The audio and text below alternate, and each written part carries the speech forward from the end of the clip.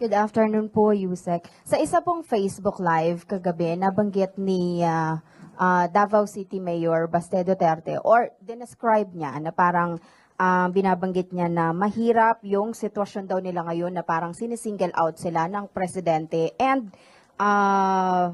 parang targeted daw po sila ng Marcos administration. Sinabi po ba niya na parang? Ang Bisaya kasi pero ang pagkakabanggit niya is mahirap talaga na targeted daw sila and sinisingle out ng mahirap kapag ka sinisingle out ka ng presidente. Parang ganun yung pagkakasabi niya. Okay. Pag ba sinisingle out, ibig po ba sabihin gusto niya mas marami pang madamay? Tandaan po natin, sa warrant of arrest, ang dating Pangulong Duterte ay dinescribe bilang indirect co-perpetrator. So, ang nais niya po ba ay dapat hindi lang ang ama niya ang maaresto? Dahil may mga di umano pang kasabwat. Well, anyway, ang ibig sabihin po nito, gusto na naman po niyang iparating sa taong bayan na kawawa na naman po ang mga Duterte dahil sinisingle out. Ang warrant of arrest po ay para lamang po kay dating Pangulong Duterte. Wala pa po ang ibang mga co-perpetrators na nakasaad doon. So, hindi po tayo makakaiwas na si dating Pangulong Duterte lamang po ang isurrender sa ICC. Tandaan po natin, ang kasong ito, uulit-ulitin natin, hindi po ito na isampa sa panahon ni Pangulong Marcos, ni PBBM. Panahon pa po ito mismo ng ama niya, ni dating Pangulong Duterte. Umalis lamang sa ICC para iwasan na masampahan ng kaso. Tandaan natin bakit nagsampa sa ICC. Because sa ICC po, hindi po kinikilala ang immunity from suit. Kaya ito na isampa sa ICC. So walang sinisingle out dito.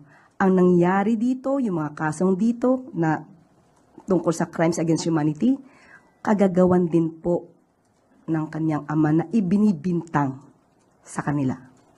And another po, Yusek, ang binanggit niya din na parang diversionary tactics lang daw po ng Marcos administration yung pagpapaaresto sa kanyang ama para daw makalimutan ng publiko yung issue sa PhilHealth and yung GAA 2025. Ang PhilHealth po ay madali natin ma-explain. Bago nga po nangyari po ito, ay nakausap po natin. Katulad ng pinangako ko sa inyo, bago po nangyari itong pag-arresto at pag-surrender kay dating Pangulong Duterte, ikakausapin mismo natin ang taga PhilHealth. Meron na po kami. Hindi lamang po namin ipinapalabas ngayon dahil nga po ang issue ngayon ay patungkol po dito sa ICC. At baka po hindi maintindihan ng tao kapag ka po ibang issue ang pinag-uusapan.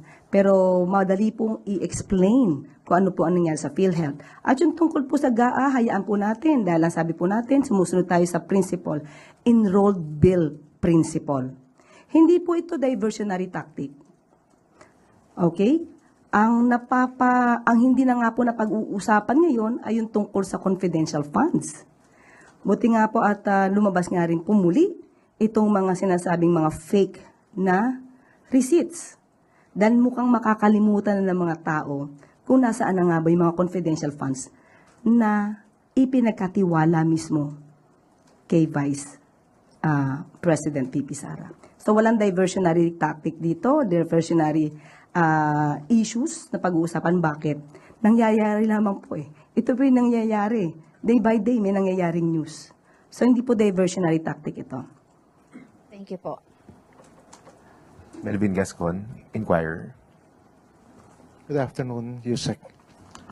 May we get an update from Malacanang on earlier pronouncements that quote-unquote heads will roll in the collapse of the Santa Maria Cabagan Bridge in Isabela, considering that it has been 2 weeks since the President personally inspected the structure?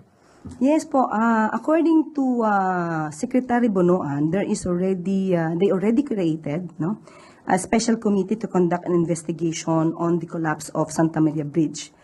The report should be given, the due date should be April 25.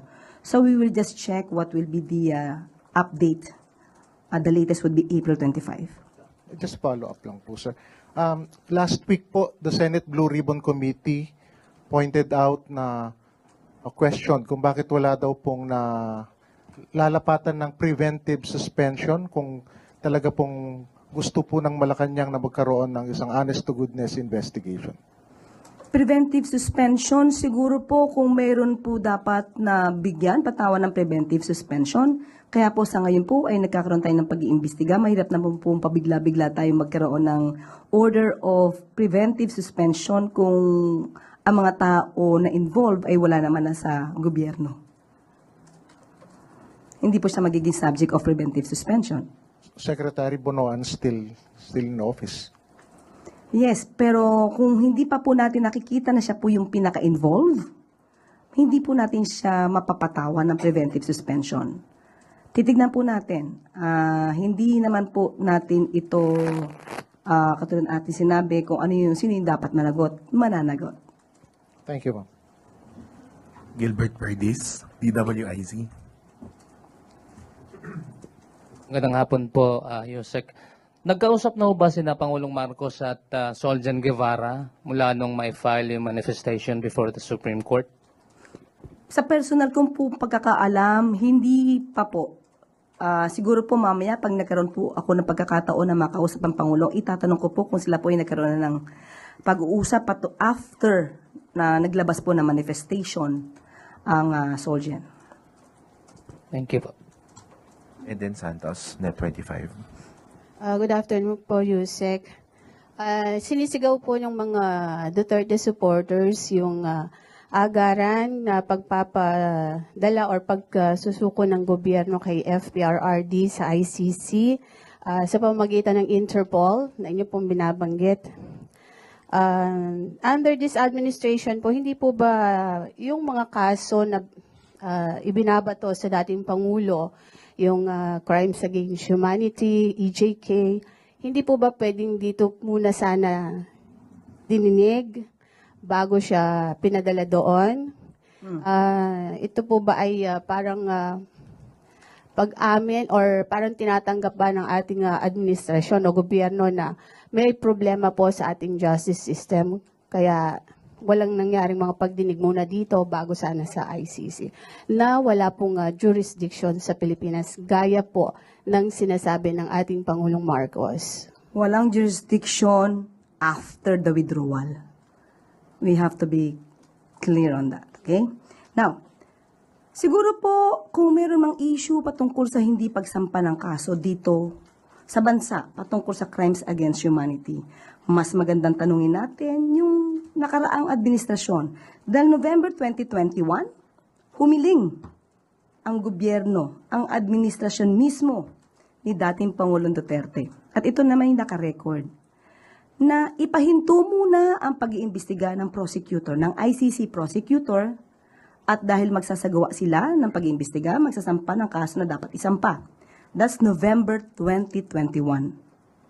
Lumipas ang panahon, June 2022, hindi pa po nanunumpa si Pangulong Marcos. Sinabi po ng ICC prosecutor na hindi nagampanan ng administrasyon ni dating Pangulong Duterte yung pangako, yung undertaking na sila magsasagawa ng pag-iimbestiga at magsasampa ng karampatang kaso. Kaya po ipinagpatuloy muli ang pag-iimbestiga ng ICC prosecutor. Kung meron po sigurong dapat sisihin kung bakit nagpatuloy ang ICC, yun na rin po ay ang dating administrasyon dahil hindi sila agad kumilos patungkol dito sa mga kasong ito na nirereklamo patungkol sa madugong war on drugs. Opo, yan nga po yung parang pinupunto ko po. Kung hindi po na isagawa nung panahon nga po ni dating Pangulong Duterte, andito na po yung bago nating administrasyon through President Ferdinand Marcos Jr.